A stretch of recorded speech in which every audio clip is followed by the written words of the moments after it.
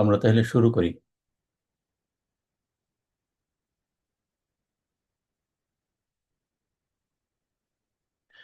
إن الحمد لله نحمده ونستعينه ونستغفره ونعوذ بالله من شرور أنفسنا ومن سيئات أعمالنا. من يهد الله فلا مضل له وما يضلل فلا هادي له. وأشهد أن لا إله إلا الله وحده لا شريك له، وأشهد أن محمدا عبده ورسوله. يا أيها الذين آمنوا اتقوا الله حق تقاته ولا تموتن إلا وأنتم مسلمون.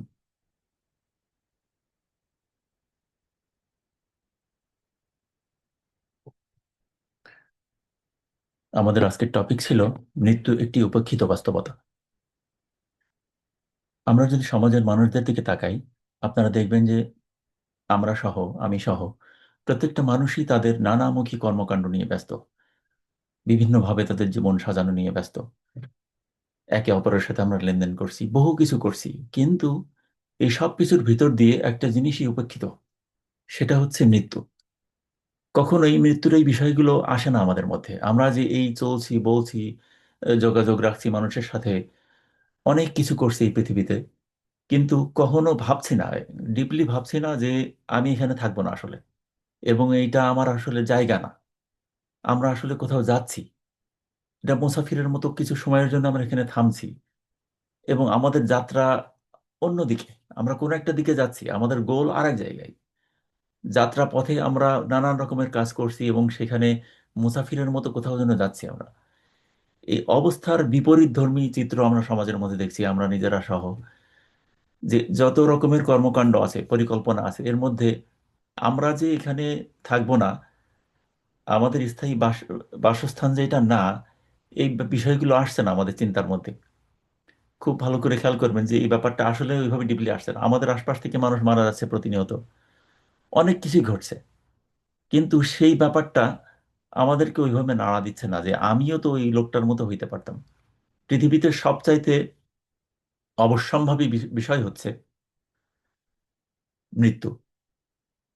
কারণ প্রত্যেকটা মানুষ জানে যে তার মৃত্যু হবেই হবে, কিন্তু মানুষ যেটা জানে না সেটা হচ্ছে যে সে কতদিন আসলে এখানে জীবিত থাকবে, কতক্ষণ এখানে জীবিত থাকবে। তো তার জীবিত থাকাটাই বরং অলৌকিকতা। কারণ সে কোনো সময়ই জানে না যে সে তার সময় ঠিক কখন ফুরায় যাবে। অপরদিকে মৃত্যুর ব্যাপারটা এতটাই এতটাই অবধারিত যে এখানে আমরা দেখছি কখনো শিশু মারা যাচ্ছে, কখনো আমার সমবয়সী মারা যাচ্ছে, তরুণ যুবক বৃদ্ধ সবাই বিভিন্নভাবে মারা যাচ্ছে। এমন ভাবে মারা যাচ্ছে এবং এমন এমন সব মানুষ মারা যাচ্ছে যারা খুবই সুস্থ ছিল, তারপরও তারা এখান থেকে চলে যাচ্ছে আল্লাহর কাছে। আর এই বিষয়টি এমনভাবে উপেক্ষিত যে আমরা এটা নিয়ে ভাবতে অভ্যস্তই নই। পাশ থেকে মারা যাচ্ছে, কিন্তু কিছুক্ষণ পরে আমি আবার আমার নিজের কাজে ব্যস্ত হয়ে পড়ছি, আবার সেই একই ফর্মে ফিরে যাচ্ছি আমরা। আল্লাহ সুবহানাহু ওয়া তাআলা বলেন যে কুল্লু নাফসিন যায়িকাতুল মাউত। প্রত্যেকটা প্রাণীকেই, প্রত্যেকটা নফসকেই, মানুষকেই মৃত্যুবরণ করতেই হবে। প্রত্যেকটা নফসকে মানে প্রত্যেকটা প্রাণী বা প্রাণ যাদেরকে আল্লাহ তাআলা দান করছেন, তাদের প্রত্যেকেই মৃত্যুবরণ করবেই। রাসূলুল্লাহ সাল্লাল্লাহু আলাইহি ওয়াসাল্লাম আমাদেরকে বলছেন যে তোমরা স্বাদ বিনষ্টকারী মৃত্যুকে বারবার স্মরণ করো। এর কারণ হচ্ছে আমরা যখন বারবার সেটাকে স্মরণ করব, তখন আমাদের কর্মকাণ্ডের মধ্যে নানামুখী পরিবর্তন আসবে। যে এখানে যেহেতু আমি থাকবো না, তাহলে আমার লাইফটা আমি আসলে কিভাবে সাজাবো, কিভাবে সাজানো উচিত, এই ব্যাপারটি আমাদের মধ্যে তখন খুবই জীবন্তভাবে থাকবে। এই বিষয়গুলো নিয়ে আমরা দেখবো আজকে। এই এই টপিকের উপরে আলোচনা অনেক দীর্ঘ হইতে পারে, যার কারণে আমি এই টপিকের একটা অংশ নিয়ে আলোচনা করব। সেটা হচ্ছে যে মৃত্যু তো হবেই, কিন্তু আমরা কিভাবে অনুভব করব যে আসলে ভালো মৃত্যুর সাইন কোনটা। আমরা তো চাই যে আমাদের মৃত্যু হোক, প্রত্যেকেই চাই মৃত্যু হোক, হবে কি এমন অবস্থায় যে সে যেন আখিরাতে ভালো থাকে। কিন্তু কিছু সাইন কি আছে এরকম যে যেটা দেখলে বোঝা যায় যে হ্যাঁ, এটা হচ্ছে একটা ভালো মৃত্যুর সাইন? তো কোরআন সুন্নাতে এরকম কিছু বিষয় আছে, কিছু সিমটম আছে যেটা দেখলে বোঝা যায় যে এটা ভালো মৃত্যুর সাইন। কিন্তু এর মানে এই না যে আমরা নিশ্চিত যে আসলেই এটা ভালো কিছু, কিন্তু আমরা অনুমান করতে পারি। যেহেতু রাসূলুল্লাহ সাল্লাল্লাহু আলাইহি ওয়াসাল্লাম আমাদেরকে বলছেন, অনুমান করতে পারি যে ইনশাআল্লাহ এই লোকটির হয়তো ভালোই হবে। আল্লাহ হয়তো একে ক্ষমাই করবেন বা ক্ষমা করছেন, এরকম কিছু চিন্তা আসে। সিম্পটম গুলো সেটা প্রকাশ করে আর কি। আমি সেদিকে যাবো আর কি। আল্লাহ সুবহানাহু ওয়া তাআলা বলছেন, কেউ জানে না আগামীকাল সে কি উপার্জন করবে এবং জানে না কোন মাটিতে তার মৃত্যু হবে। নিশ্চয়ই আল্লাহ সর্বজ্ঞ এবং সকল বিষয়ে সম্যক অবহিত। সূরা আল লোকমানের 34 নম্বর আয়াত। রাসূলুল্লাহ সাল্লাল্লাহু আলাইহি ওয়াসাল্লাম বলেন, যখন আল্লাহ কোনো বান্দার কল্যাণের ইচ্ছা করেন, তখন তাকে যোগ্য করে তোলেন। তখন সাহাবায়ে কেরাম জিজ্ঞেস করল যে, হে আল্লাহর রাসূল সাল্লাল্লাহু আলাইহি ওয়াসাল্লাম, কিভাবে তিনি তাকে যোগ্য করে তোলেন? তখন রাসূল সাল্লাল্লাহু আলাইহি ওয়াসাল্লাম বলেন, তিনি তাকে তার মৃত্যুর পূর্বে সৎকর্ম সম্পাদনের তৌফিক দান করেন। যখন আল্লাহ সুবহানাহু ওয়া তাআলা কোনো মানুষের মঙ্গল চান এবং এই মঙ্গলটা চান হচ্ছে ওই মানুষটা আসলে আল্লাহর কাছে চায় কিনা মঙ্গল। এটা হচ্ছে একটা একপাক্ষিক বিষয় না। যেমন কোনো ব্যক্তি যত পাপী হোক না কেন, সে আল্লাহর প্রতি নতজানু। সে আল্লাহর প্রতি থাকতে চায়, আল্লাহর পক্ষে থাকতে চায়। তো সে তার অবস্থা খারাপ হওয়া সত্ত্বেও, সে পাপী হওয়া সত্ত্বেও আল্লাহ তার দোয়া কবুল করছেন যে হ্যাঁ, সে আমার রাস্তায় থাকতে চায়। এখন আমি তার প্রতি দয়া প্রকাশ করলাম। সেই দয়ার একটা অবস্থা হচ্ছে এরকম যে আল্লাহ তাআলা তার মৃত্যুর পূর্বে তাকে বেশি, বেশি ভালো কাজ করার তৌফিক দান করেন। তার পূর্বের জীবন কেমন ছিল সেটা জানি না। কিন্তু শেষের এই বিষয়গুলো এরকম ঘটে আরকি।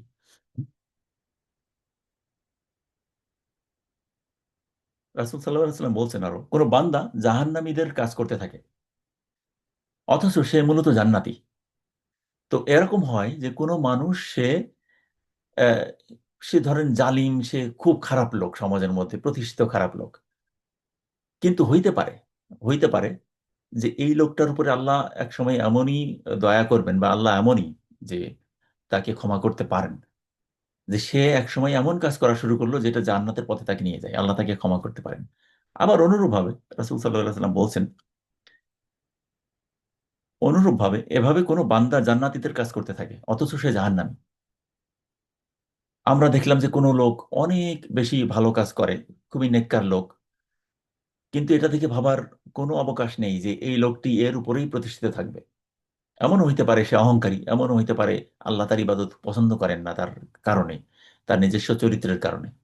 সে হয়তো লোক দেখানোর জন্য ইবাদত করে। অনেক কিছু হইতে পারে আমরা যেটা বাইরের থেকে বুঝি না। ভেতরের অবস্থা আমরা জানি না।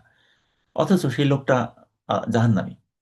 যেমন রাসূল সাল্লাল্লাহু আলাইহি ওয়াসাল্লাম বলছেন যে, অহংকার মানুষের নেক আমলকে পুড়িয়ে নিঃশেষ করে ফেলে, যেভাবে আগুন শুকনো খড়কুটোকে পুড়িয়ে নিঃশেষ করে। তো অহংকার আছে মানুষের মধ্যে প্রচন্ড প্রবল অহংকার। আবার সে রিয়া করছে, মানে মানুষ দেখানোর ইবাদত করছে।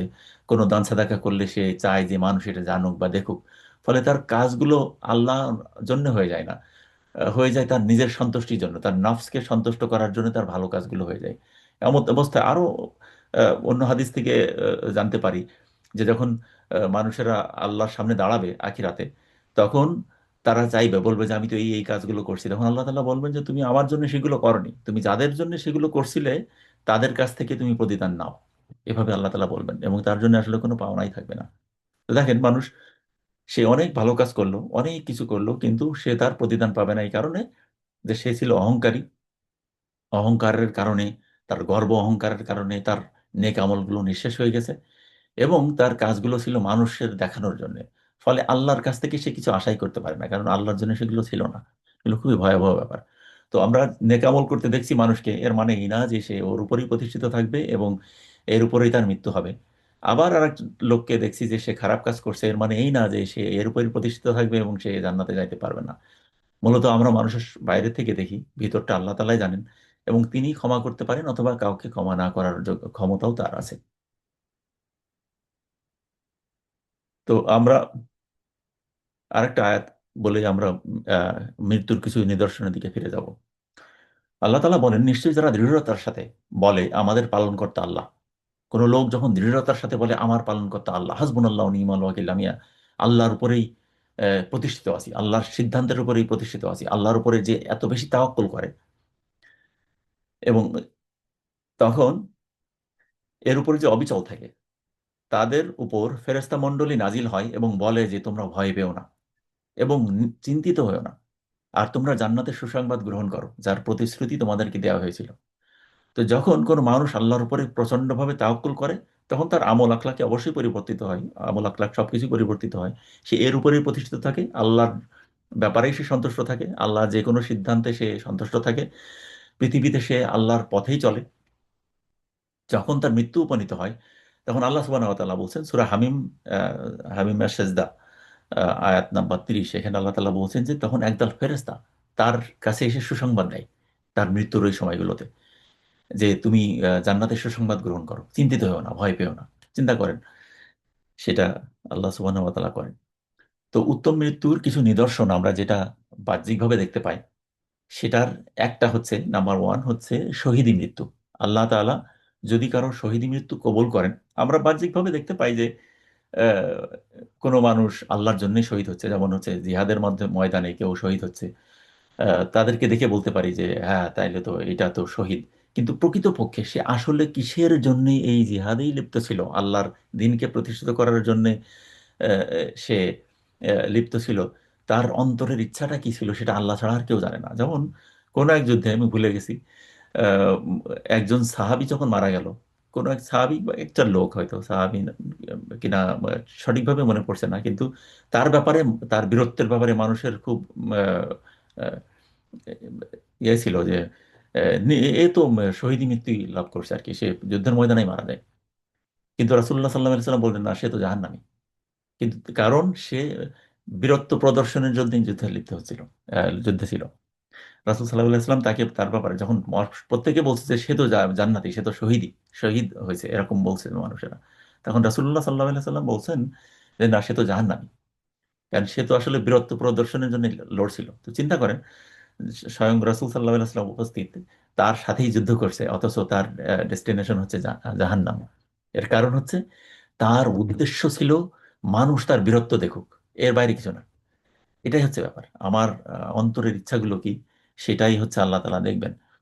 তো শহীদ মৃত্যু, যার শহীদ মৃত্যু কবুল হয়েছে, ওই শহীদ আর কি। বাইরে থেকে আমরা হয়তো মনে করছি এই লোকটি শহীদ, কিন্তু আমরা জানি না আসলেই আল্লাহ তাআলা সেটাকে গ্রহণ করছেন কিনা। এভাবে আল্লাহ তাআলা বলছেন যে তারা তাদের প্রতিপালকের নিকট হতে রিজিক প্রাপ্ত, তোমরা তাদেরকে মৃত ভেবো না। এটা হচ্ছে আল ইমরানের 169 থেকে 71 নম্বর আয়াত। আল্লাহ সুবহানাহু ওয়া তাআলা বলছেন যারা আল্লাহর রাস্তায় শহীদ হয় তাদেরকে মৃত ভেবো না, বরং তারা জীবিত। তারা তাদের প্রতিপালকের নিকট হতে রিজিক প্রাপ্ত হয়। আল্লাহ তাদের স্বীয় অনুগ্রহ হতে যা দিয়েছেন তাতেই তারা আনন্দিত। আর তারা আনন্দ প্রকাশ করে তাদের পিছনে রেখে আসা মুজাহিদদের জন্য, যারা এখনো তাদের সাথে মিলিত হয়নি। এই বলে যে তাদের জন্য কোনো ভয় নেই এবং তাদের চিন্তা করারও কোনো কারণ নেই। তারা আল্লাহর নিকট থেকে অনুগ্রহ ও কল্যাণ লাভের কারণে আনন্দ প্রকাশ করে। আর নিশ্চয়ই আল্লাহ মুমিনদের প্রতিদান নষ্ট করেন না। এখানে আল্লাহ সুবহানাহু ওয়া তাআলা বলছেন যে যারা অলরেডি চলে আসছে, শহীদ হয়ে চলে আসছে এখানে, তারা তো আনন্দিত। তারা তাদের অবস্থা তারা দেখতে পাচ্ছে যে কিরকম, এবং তারাও ওই সমস্ত মানুষদের জন্য আনন্দিত যে যারা এখনো, যাদের মৃত্যু হয়নি, যারা শহীদ হয়নি কিন্তু ওই রাস্তার উপরে আছে, তাদের অবস্থা দেখে, তাদের ভাগ্য দেখে তারাও আনন্দিত হয় যে হ্যাঁ, তার শীঘ্রই তারা আমাদের সাথে মিলিত হবে, এরকম একটা অবস্থা। আল্লাহ কবুল করুক। রাসূল সাল্লাল্লাহু আলাইহি ওয়াসাল্লাম বলছেন যে তোমাদের মধ্যে কাকে তোমরা শহীদ বলে গণ্য করো। তিনি সাহাবীদেরকে জিজ্ঞেস করছেন, তখন সাহাবীরা বলছেন যে ব্যক্তি আল্লাহর পথে নিহত হয় সেই তো শহীদ। তখন রাসূল সাল্লাল্লাহু আলাইহি ওয়াসাল্লাম বলেন, তাহলে তো আমার উম্মতের মধ্যে শহীদের সংখ্যা খুবই নগণ্য হবে। বরং যে ব্যক্তি আল্লাহর পথে মৃত্যুবরণ করে সে শহীদ। যে ব্যক্তি আল্লাহর পথে, আল্লাহর মানে ইবাদত বন্দেগীতে নিয়োজিত আর কি, এই অবস্থায় সে আহ প্লেগে আক্রান্ত হয়েছে বা কোনো মহামারীতে আক্রান্ত হয়েছে, সেও শহীদ হিসেবে গণ্য হবে। আর যে পেটের পীড়ার কারণে মৃত্যুবরণ করে সেও শহীদ। তো রাসূলুল্লাহ সাল্লাল্লাহু আলাইহি সাল্লাম বলার চেষ্টা করছে যে যেটা হচ্ছে একেবারে আহ, জিহাদ ফি সাবিলিল্লাহ, আল্লাহর দিন প্রতিষ্ঠার জন্য যেই লড়াই, সেখানে আসলে অল্প সংখ্যক লোকই তো সৌভাগ্যবান হয় সেইখানে জড়িত হইতে। তো আল্লাহ চাচ্ছেন যে আরো কিছু লোক ওই পর্যায়ের শহীদ না, যেমন আমিও মানুষ, আল্লাহ রসুলও মানুষ, কিন্তু আমি আর আল্লাহ রসুল তো এক না। বা সাহাবায়ে কেরামরাও মানুষ, আমিও মানুষ, কিন্তু আমলের দিক দিয়ে আমি আর সাহাবায়ে কেরাম কি সমান হব? তাদের পায়ের ধুলার যোগ্য হব না। তো এরকম, যদিও আমরা উভয়ই মানুষ। তো শহীদ, শহীদ আছে অনেকেই, কিন্তু এই শহীদের মধ্যে ক্যাটাগরি আছে, যারা আল্লাহর জন্য, একেবারে আল্লাহর দিনকে প্রতিষ্ঠিত করার জন্য যারা আহ, নিহত হইল। আল্লাহ তাদেরকে তাদের শাহাদাত কবুল করেন, কিন্তু তাদের যে মর্যাদা আছে সেটা আবার ওই পেটের পীড়ায় যে মারা গেল, যদিও আল্লাহ রসুল সাল্লাহ আলাইহি সাল্লাম বলছেন যে তারাও শহীদ, কিন্তু দুই শহীদের মর্যাদা সমান না। কিন্তু আল্লাহ চাচ্ছেন যে আরো কিছু সংখ্যক মানুষ যারা কষ্ট করছে তারাও এই শহীদের মধ্যে আসুক, এই ক্যাটাগরির মধ্যে আসুক, আল্লাহ চাইছেন সেভাবে। যেমন রাসূলুল্লাহ সাল্লাহ আলাইহি সাল্লাম বলছেন যে 5 শ্রেণীর মানুষ শহীদ হিসেবে গণ্য হবে। একটা হচ্ছে যে মহামারীতে নিহত ব্যক্তি, পেটের পীড়ায় আক্রান্ত হওয়া ব্যক্তি, পানিতে ডুবে মরা ব্যক্তি, মাটি বা যে কোনো বস্তুতে চাপা পড়া ব্যক্তি, আল্লাহর পথে দৃঢ় থাকা অবস্থায় মৃত্যু ব্যক্তি। যে শহীদের আকাঙ্ক্ষা পোষণ করে কিন্তু তার মৃত্যু হয়েছে বাড়িতেই, কিন্তু আল্লাহ তার ওই আকাঙ্ক্ষাকে পুরস্কৃত করছেন, যে তুমি যদিও তুমি ওই শহীদ হওয়ার মতো না, কিন্তু আমি তোমার ওই আকাঙ্ক্ষার কারণে, তীব্র আকাঙ্ক্ষার কারণে আমি তোমার শহীদ মৃত্যুই দিলাম আর কি। যে ব্যক্তি প্রকৃতপক্ষে শাহাদাতের আকাঙ্ক্ষা পোষণ করে আল্লাহ তাকে শহীদের মর্যাদায় ভূষিত করেন, যদিও সে স্বীয় বিছানায় মৃত্যুবরণ করে। মুসলিম শরীফের হাদিস। আমি রেফারেন্সগুলো বলছি না, আমার কাছে রেফারেন্সগুলো সব আছে, আলোচনা দীর্ঘায়িত হবে বলে আমি বলছি আর কি। মহামারীতে যখন মৃত্যুবরণ করে, নাম্বার 2, তখন রাসূল সাল্লাল্লাহু আলাইহি সাল্লাম বলছেন যে প্লেগে মৃত্যুবরণকারী ব্যক্তি শাহাদাতের মর্যাদা পাবে।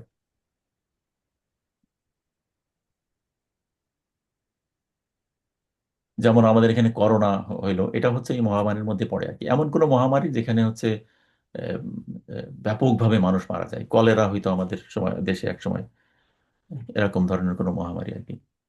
তারপরে আগুনে পোড়া ব্যক্তি, আগুনে পোড়া কোনো ব্যক্তি, সেও হচ্ছে যে যার হচ্ছে ইমান আছে, যে আল্লাহর উপরে তাওয়াক্কুল করে, তার অন্যান্য গুণগুলো আছে, এমত অবস্থায় সে আগুনে পুড়ে মারা গেছে এবং আল্লাহর উপরেই ছিল সে, এরকম অবস্থায় আল্লাহ তার শাহাদাত কবুল করেন আর কি। সন্তান প্রসবকালীন সময়ে কোনো নারী যখন মারা যায় এবং যার ইমান আছে, আল্লাহর উপরে তাওয়াক্কুল করে, সেও শহীদের মর্যাদা পাবে। এটা রাসূলুল্লাহ সাল্লাল্লাহু আলাইহি ওয়াসাল্লাম আমাদেরকে বলছেন। এবং কোনো ব্যক্তি তার দিন রক্ষার জন্য, কোনো ব্যক্তি তার দিন, যেমন সে ইসলামের উপর প্রতিষ্ঠিত, কিন্তু সে এমন একটা সমাজে আছে, এমন এক জায়গা আছে যে তার এই দিনের কারণেই তাকে মারা হইলো এবং মারতে মারতে মেরেই ফেলা হইলো, বা কোনোভাবে সে আক্রান্ত হয়ে মারা গেল ওই সময় দিনের উপরে, তার দিনকে বাঁচানোর জন্য, তাহলে সেও শহীদ হবে। এবং কোনো ব্যক্তি,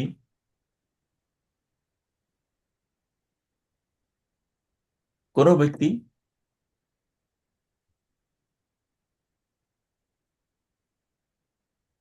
তার সম্পদ, যেমন আমাদের চলতে গেলে তো আমাদের সম্পদ লাগে, তো এই সম্পদ তার থেকে ছিনাই নেওয়া হচ্ছে, সেও একজন আহ, বিশ্বাসী লোক, সেও একজন ভালো মুসলিম, একজন তাকওয়াবান ব্যক্তি, কিন্তু তার সম্পদ তার থেকে ছিনাই নেওয়া হচ্ছে এবং সেই সময় তাকে হত্যা করা হলো, সেও শহীদ হিসেবে গণ্য হবে। এমনকি তার পরিবার পরিজনকে বাঁচানোর জন্য সে যদি সচেষ্ট হয় এবং তাদেরকে বাঁচাতে গিয়ে সে যদি মৃত্যুবরণ করে, তাহলে আল্লাহ সুবহানাহু ওয়া তাআলা তার শহীদ মৃত্যু কবুল করবেন।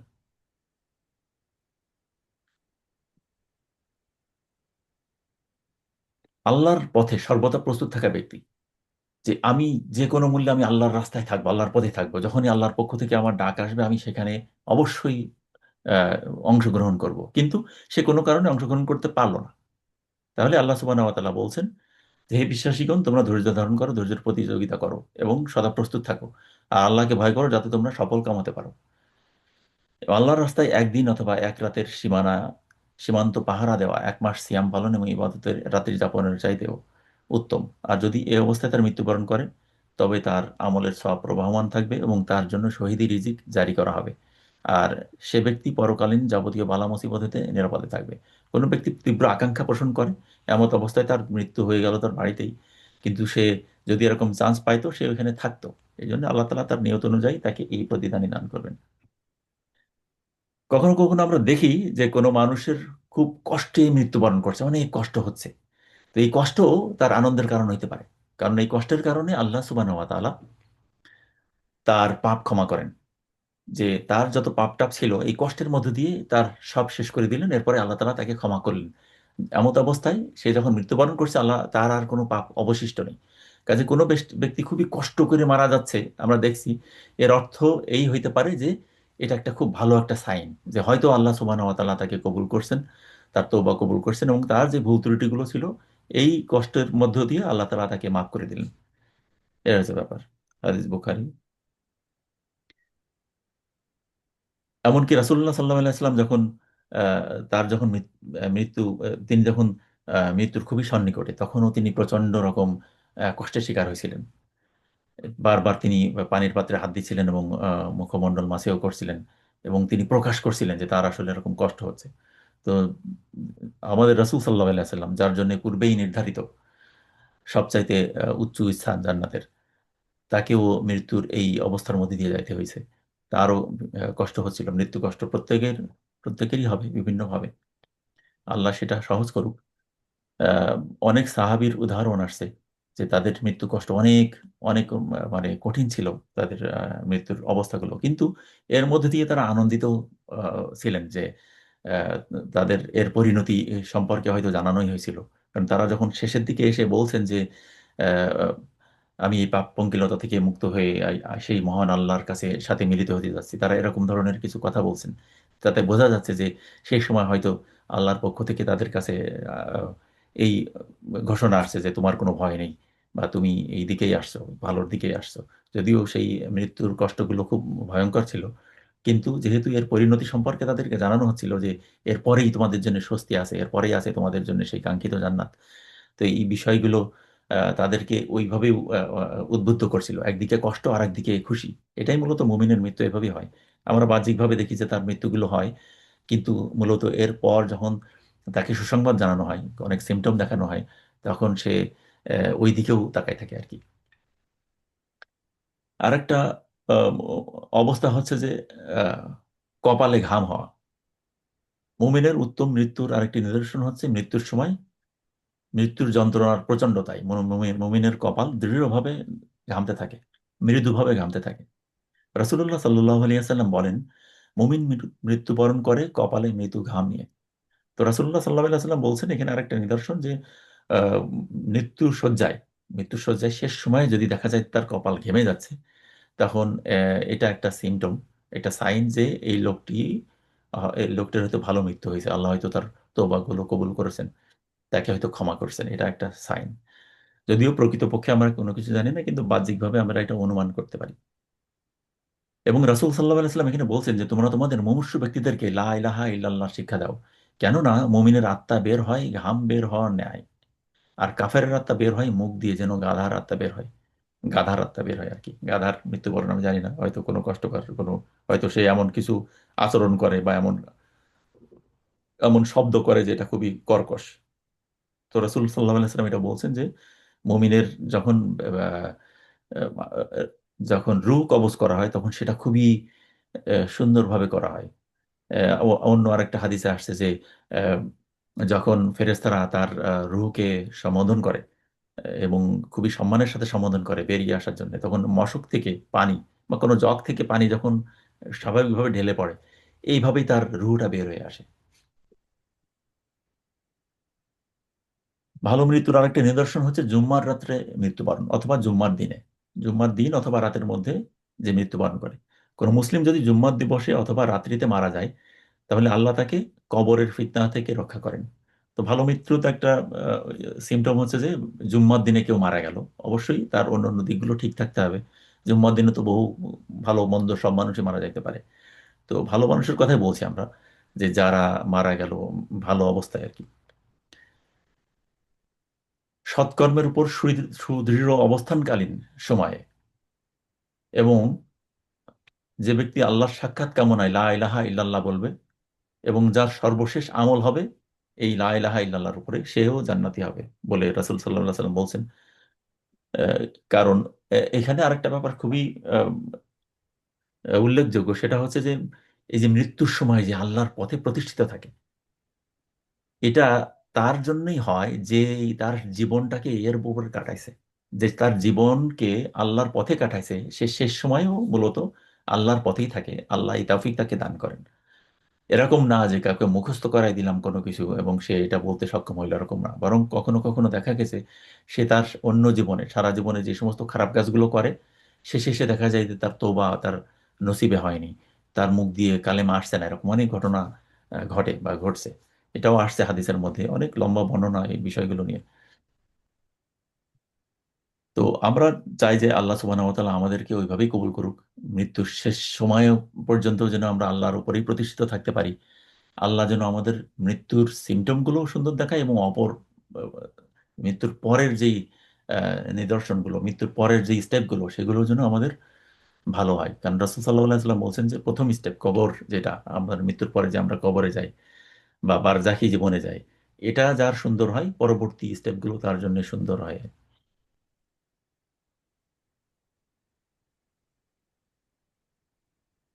আরো একটা হচ্ছে যে হজ্জের সময় যখন হজ করা হয়, আব্দুল্লাহ বিন আব্বাস রাদিয়াল্লাহু তাআলা থেকে বর্ণিত, তিনি বলেন যে অনেক ব্যক্তি আরাফার ময়দানে উকুফ করা অবস্থায়, অর্থাৎ তার বাহন উটনি থেকে, হঠাৎ তার বাহন উটনি থেকে আছড়ে পড়লো।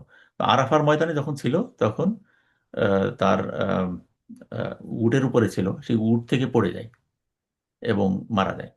রাসূলুল্লাহ সাল্লাল্লাহু আলাইহি সাল্লাম পানিতে বড়ই পাতা মিশিয়ে তাকে গোসল দিতে বললেন, এবং দুটি কাপড়ে তার কাফন পরিধান করাতে বললেন। তবে তাকে সুগন্ধি লাগাবে না এবং তার মস্তক আবৃত করবে না, এটাই নির্দেশ দিলেন। কেননা সে কিয়ামতের দিন তালবিয়া পাঠরত অবস্থায় পুনরুত্থিত হবে। বুখারী মুসলিম হাদিস। রাসূল সাল্লাল্লাহু আলাইহি ওয়াসাল্লাম বলছেন যে হজের সময় যারা মারা যায়, বিশেষ করে আরাফার ময়দানের কথা এখানে আসছে, সেখানে যদি কেউ মারা যায় আল্লাহর উপরে প্রতিষ্ঠিত থাকা অবস্থায়, তাহলে তার এই সাধারণ অবস্থাও, আহ, তাহলে তার একটা জান্নাতের নিশ্চয়তা আছে যে আল্লাহ তাআলা তাকে ক্ষমা করছেন। তো ওই পর্যন্ত যে যায়, তার হয়তো অলরেডি আল্লাহ তাআলা ক্ষমাই করছেন, এরকম আমরা ধরে নিতে পারি। এই ব্যাপারে হাদিসে আর কি এভাবেই আসছে। আর মৃত্যুর সময় তো যারা মুমিন ব্যক্তি তাদের এই নসিবটা হয়, তারা আল্লাহর উপরে প্রতিষ্ঠিত থাকে। মৃত্যুর সেই সময়গুলোতে তারা আনন্দিত হয়। যেন তাদেরকে বাইরের মানুষ যেন মনে মনে করতে থাকে যে হঠাৎ তার মধ্যে এত পরিবর্তন। সেই আল কোরআন তিলাওয়াত করতে বা মানুষের সান্নিধ্যে, মানুষের জন্য ভালো কাজ করতে সে খুবই উৎসাহিত হচ্ছে। শেষের দিনগুলো তার এরকম থাকে, এবং সে আল্লাহর ইবাদতে খুব আনন্দ পায়। আল্লাহর পথে থাকতেই তার খুব ভালো লাগে। এই বিষয়গুলো তাকে খুবই উদ্বুদ্ধ করে। পূর্বের যে কোনো সময়ের তুলনায় সে বেশি আনন্দিত থাকে, যেন সে ওই অপেক্ষা করছে আল্লাহর সাথে মিলিত হওয়ার।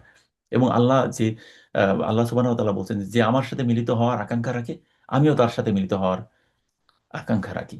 তো তাকে দেখি যেন এরকমই মনে হয়। তো ভালো মৃত্যুর নিদর্শনগুলো আমরা সবসময় বুঝতে পারি না। আমরা দেখি যে একজন মানুষ মারা গেছে, ওরা তো বা হঠাৎ করে মারা গেল, কেউ রোড অ্যাক্সিডেন্টে মারা গেল, এর অর্থ এই না যে সেটা খারাপ কিছু। আল্লাহ প্রকৃতপক্ষে জানেন কার অবস্থা কিরকম, কিন্তু কিছু কিছু সিমটম যেটা আমরা দেখে অনুমান করতে পারি, সেগুলো আমরা সংক্ষেপে আলোচনা করার চেষ্টা করছি। আরো অনেক কিছু আলামতের মধ্যে আছে, অনেক বিষয় আছে, সংক্ষিপ্ত সময়ের মধ্যে এটা সম্ভব না। মৃত্যু নিয়ে আমরা আরো কিছু আলোচনা করতে পারি শেষের দিকে, পরবর্তী সেশনগুলোতে আমরা এটা করতে পারি। তো এই ছিল আমাদের আজকের টপিক। এখন আপনাদের কোনো প্রশ্ন থাকলে আপনারা করতে পারেন। আসসালামু আলাইকুম। হ্যালো।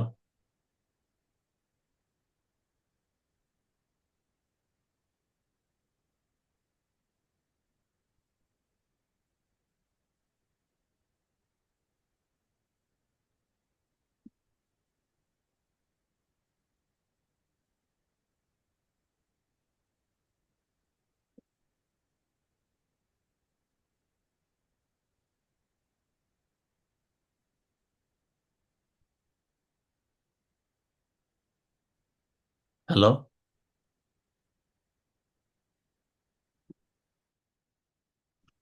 আসসালামু আলাইকুম। আসসালামু আলাইকুম।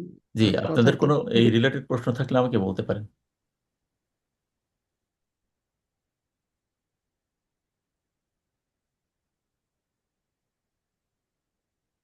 আপনারা কি আমাকে শুনতে পাচ্ছেন?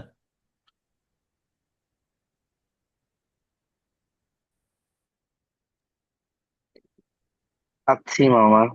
আচ্ছা, আচ্ছা। তো মানে খুবই তাড়াহুড়া সংক্ষেপে অনেক বড় একটা টপিক, সেটার কিছু বিষয় প্রকাশ করা হয়েছে আর কি। এর অনেকগুলো ব্যাপার আছে এর মধ্যে এখনো, যেটা কয়েকটা খণ্ড ছাড়া সম্ভব না। শুধু একটা ভালো মৃত্যুর সাধারণ একটা সাইন, এরপরে আরো আছে যে ভালো মৃত্যু, আহ, আমার ভালো মৃত্যু হোক, সেটার কোনো আমল আছে কিনা, সেটার আবার আর একটা আলাদা একটা পার্ট আছে। তো সেটা এই সংক্ষিপ্ত সময়ে বলা সম্ভব না। তো আজকের এই সংক্রান্ত বিষয়ে কারো কোনো সংযুক্তি অথবা কোনো প্রশ্ন থাকলে বলতে পারে।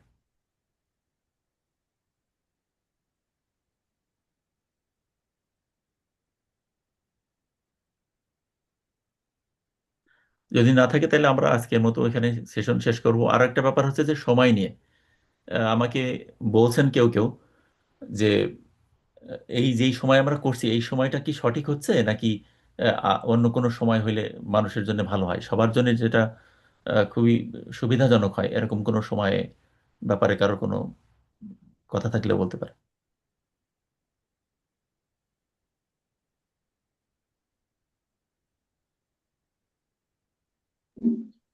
আসসালামু আলাইকুম রহমতুল্লাহ। ওয়ালাইকুম আসসালাম। মুন্না ভাই, আমার মনে হয় সময়টা এটাই ঠিক আছে, আলহামদুলিল্লাহ। এটা আসলে আমার জন্য তারপরও ভালো আমি হবে, একটা আমার আমি ক্ষেত্রে। একটা ভোটাভুটি করব এখানে, দেখি কি হয়, ঠিক জি। আছে? একটা করব হচ্ছে যে এই সময়, আরেকটা করব হচ্ছে শুক্রবারের রাত 9টা, যেটা সুবিধা হয় মানুষের জন্য আর কি। তাহলে কি দুইটা দুইটা সেশন হবে নাকি না একটাই না না, হবে? আমি আমি জানতে চাইবো যে মানুষ আসলে কোনটাতে বেশি আগ্রহী, কোন সময়টা তাদের জন্য ভালো আর কি। আর আমার এখানে আমার ও সাথে আচ্ছা যুক্ত আচ্ছা হচ্ছেন বিভিন্ন দেশের লোক আছে এখানে। আহ, আচ্ছা আচ্ছা। পরিমাণ কম কিন্তু অনেকের অনেক টাইম জোনকে স্যাক্রিফাইস করতে হয় আর কি, এই জন্যই ব্যাপার। ও আচ্ছা আচ্ছা আচ্ছা। আচ্ছা মুন্না ভাই, জুমে অনেকক্ষণ ধরে ট্রাই করলাম কিন্তু ঢুকতে কষ্ট হয়। ইভেন হচ্ছে আমার ওয়াইফও চেষ্টা করছিল আপনার সেশনটা শোনার জন্য। তো আমি পরে রেকর্ড হচ্ছে করছি, আমার ঢুকতে মোবাইল পারে নাই, ফোনে পরে রেকর্ড আমি করছি, আমার। তো এটা আমি ইনবক্সে দেবো, ওই যে আমাদের যে ইয়ে আছে, এই যে গ্রুপের যে ইনবক্স, জি ওইখানে আমি দেবো। আমি রেকর্ড করছি মোবাইল থেকে, এই ভয়েস রেকর্ড করছি। জি জি জি। জাজাকাল্লাহ জাজাকাল্লাহ। জি জি। ঠিক আছে। আমার কোনো কোশ্চেন নাই, ওই যে ইনশাল্লাহ বলবো আপাতত। ইনশাল্লাহ। তাহলে জাজাকাল্লাহ আমি খাইর। আপনাদের ব্যাপারে দোয়া করি, সেটা হচ্ছে যে, এবং আমরা একে অবশ্যই। অপরের জন্য দোয়া করি যে আল্লাহ সুবহানাহু ওয়া তাআলা যেন অবশ্যই। আমাদের দুনিয়াকে মঙ্গল করেন। রব্বানা আতিনা ফিদ দুনিয়া আমিন হাসানা আমিন। ওয়া ফিল আখিরাতি হাসানা ওয়া কিনা আযাবান নার। যে দুনিয়াতেও যেন আল্লাহ আমাদেরকে ভালো রাখেন, নিরাপত্তার ভিতরে রাখেন। একদম। একই সাথে আল্লাহ সুবহানাহু ওয়া তাআলা যখন এখান থেকে নিয়ে যাবেন, সেই সময়ে যেন তিনি আমাদেরকে নিয়ে যান যেই সময়টা তিনি পছন্দ করেন, যেই সময়টা আমার জন্য কল্যাণকর, এবং যেই সময় আল্লাহ সুবহানাহু ওয়া তাআলা আমাকে ক্ষমা করছেন, ওই সময়ে যেন আল্লাহ তাআলা আমাদেরকে এইখান থেকে নিয়ে যান, যাতে আমার পরবর্তী জীবনে আমি কোনো কষ্টের সম্মুখীন না হই। পৃথিবীর কষ্ট তো মানায় নেওয়া যায়, কিন্তু আখিরাতের কষ্ট কোনো মানুষ সহ্যই করতে পারবে না এক সেকেন্ডও।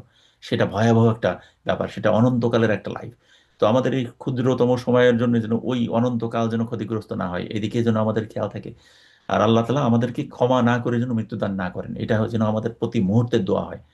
কারণ ওইটাই আমাদের সবকিছু, দুনিয়া কিচ্ছু না, একেবারে এক সেকেন্ডের মধ্যে এটা বিষাক্ত হয়ে যেতে পারে, এক সেকেন্ডের মধ্যে ধ্বংস হয়ে যেতে পারে। সাজানো গোছানো একটা লাইফ এক সেকেন্ডের মধ্যে ধ্বংস হয়ে যেতে পারে। এই পৃথিবী হচ্ছে এরকমই। এটা হচ্ছে তিতা একটা জিনিস, জেলখানার মতো একটা জায়গা। এটা, এখানে কোনো মুমিন এখানে ভালো বোধ করে না, তার ভিতরে শুধু জ্বালা পোড়া হয়, চারিদিকে খারাপ জিনিস দেখে, খারাপ দৃশ্য দেখে, অত্যাচার নির্যাতন দেখে, এবং সে জ্বলতে থাকে। কাজে এখানে সে আসলে প্রকৃতপক্ষে খুব সুখে থাকে না। আমাদের মেইন লাইফ হচ্ছে এখানে, সেখানে যেন আমাদের কোনো সমস্যা না হয়, এই দোয়াটা আমরা যেন সবসময় করি, এবং একজন আরেকজনের জন্য যেন দোয়া করি। কারণ রাসূল সাল্লাল্লাহু আলাইহি ওয়াসাল্লাম বলছেন, যখন অন্যের জন্য দোয়া করা হয় তখন সেটা কবুল করা হয়। তো আপনারা ভালো থাকেন, দেখা হবে ইনশাল্লাহ। আর আমি একটু ওই যে ভোট করব, যে দেখি কোন সময়ে মানুষ আগ্রহী হয়। মনে হয় এটাই ভালো হবে, কিন্তু তারপরও যেহেতু কথা আসছে, তো আমি ওইটা ওই ভোটাভুটির ওইটাও দেখবো আর কি। আসসালামু আলাইকুম ওয়া রাহমাতুল্লাহি ওয়া ইনশাআল্লাহ। বারাকাতুহু। আর আমার মুখ দিয়ে যা কিছু বের হয়েছে, যা কিছু খারাপ, সেটা আমার পক্ষ থেকে, আল্লাহ সুবহানাহু ওয়া তাআলা ক্ষমা করুক। কোনোভাবে যদি কারো গায়ে লেগে থাকে কোনো কিছু, সেটার জন্য আমি অগ্রিম ক্ষমা প্রার্থী। আসসালামু আলাইকুম ওয়া রাহমাতুল্লাহি ওয়া বারাকাতুহু। ওয়ালাইকুম আসসালাম রহমতুল্লাহ বরকাত। মামা, আমার ধরেন দুইটা বিষয়ে টপিক ছিল, ওটা কি পরে আপনাকে বলবো নি? হ্যাঁ যে হ্যাঁ, অবশ্যই। মানে ওই দুইটা যদি আমরা আপনি আলোচনা করতেন অবশ্যই। তাহলে আমার ইনশাল্লাহ জন্য ইনশাল্লাহ। বোঝা মানে আমাদের সবার জন্যই ভালো হতো, হ্যাঁ, আলহামদুলিল্লাহ। ওইখানে আমাকে ইনবক্সে দিলেই হবে। ঠিক আছে মামা, ইনশাল্লাহ। জি। আসসালামু আলাইকুম রহমতুল্লাহ। ওয়ালাইকুম আসসালাম রহমতুল্লাহ।